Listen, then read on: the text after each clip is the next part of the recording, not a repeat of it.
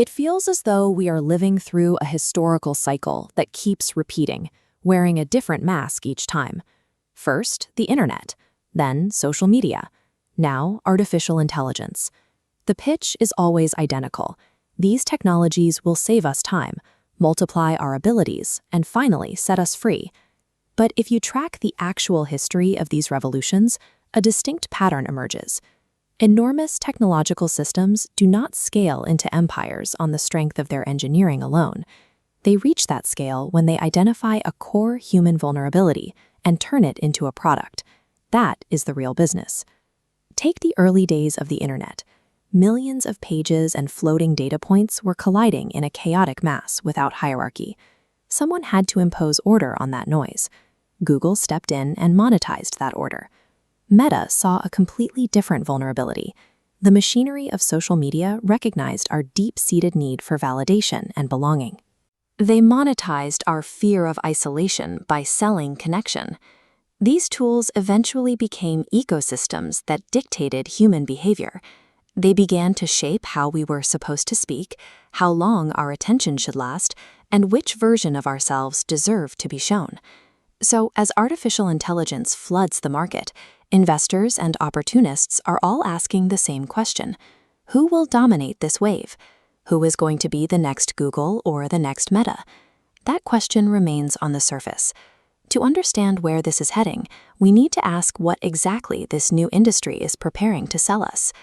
Artificial intelligence deviates from the logic of Google or Meta. It bypasses the need to organize existing data or connect real people to one another. Instead, it manufactures a synthetic version of the world. It generates text, faces, conversation, and advice. It produces entire psychological environments tailored to their individual preferences and emotional blind spots. If the internet captured our attention and social media captured our relationships, this current wave points toward a much deeper extraction. They are attempting to monetize our perception of reality itself. Imagine a machine capable of writing exactly what you want to hear, offering companionship that never argues back. It provides infinite entertainment and instant validation, adapting to your emotional deficiencies better than real life ever could. This diagram illustrates a critical psychological concept. The jagged path represents the defining characteristic of the physical world: friction. Reality takes time. It disappoints us. Real people contradict us. And real bonds require immense patience to build. Artificial intelligence acts as an eraser for that friction.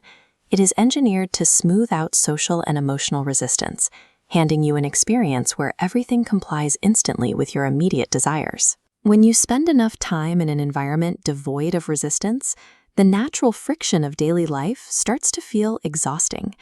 The physical world stops being the place you live and begins to feel like a harsh environment you actively want to escape. The philosopher Jean Baudrillard warned about this progression. Human societies reach a point where our representations stop describing reality and start replacing it entirely. To explain this, he drew on an allegory from Jorge Luis Borges about an ancient empire obsessed with total perfection. In this diagram, we see the empire's project. They construct a map of their territory, so detailed and exact that it becomes a one-to-one scale replica, perfectly blanketing the actual earth beneath it. Over centuries, the physical territory degrades and rots away beneath the paper. Eventually, future generations are left living entirely on the ruins of the map, confusing a representation for the actual world. For years, the internet was a map we visited, a layer superimposed over the real. Artificial intelligence collapses that boundary. It produces reality. It corrects it. It replaces it. We are not going to be conquered by force. We will likely collaborate in our own replacement, simply because the simulation offers far more comfort than the truth. The threat of AI is not the destruction of the physical world, making the comparison between the messy real world and the perfect digital map impossible to bear. We are entering an era of infinite artificial abundance. In a matter of seconds, you can generate a flawless image, draft thousands of words, or conjure synthetic companionship on demand. There is a reliable economic rule for moments like this. When a resource becomes infinitely abundant, scarcity doesn't disappear. it just relocates. If any song or text can be manufactured instantly, the act of production loses its premium. What becomes rare is human judgment, true taste, deep, sustained attention, the specific resonance of an actual human gaze. Navigating the coming years won't be a matter of learning how to prompt new software. It will require a deliberate effort to protect the human sensitivities that algorithms cannot replicate. We have to actively seek out friction. That means embracing the awkwardness of a conversation you cannot control, investing the time it takes to build a real friendship, and sitting with art that challenges your worldview rather than merely flattering it. Tech platforms are never satisfied with being useful. They want to become invisible mediators of your reality. We cannot allow an infrastructure to occupy our inner lives to the point where its presence feels like normality.